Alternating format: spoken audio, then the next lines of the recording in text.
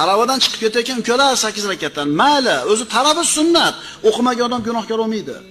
Ammo chiqib ketib qiladigan ishingiz bilan mayada turgan paytingizdagi qiladigan ishingizni taqqoslab ko'ring. Qiyomatda roza bilan Qur'on shafaat qiladi deyapti.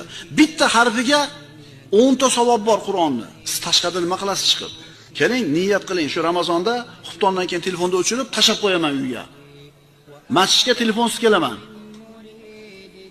Shunda roza aytadi qiyomat kunida: "Ey Robbim, men bu bandani kunduzi taomidan, shahvatidan man qildim. Meni shafaat qildirgin" deydi. Qur'on deydi. Uni tunda uyqudan man qildim. Meni unga shafaat qildirgin deydi. Bas Alloh izn beradi, ikkalasi shafaat qiladi. Roza bilan Qur'on. Roza bilan Qur'on. Roza ixlos ibodati dedik. Qilayotgan amallarga shubha, riyo kirib qolishi mumkin, ammo rozaga kira olmaydi birodarlar. Hech kim ko'rmaganda ham Robbisidan qo'rqadi, roza tutadi.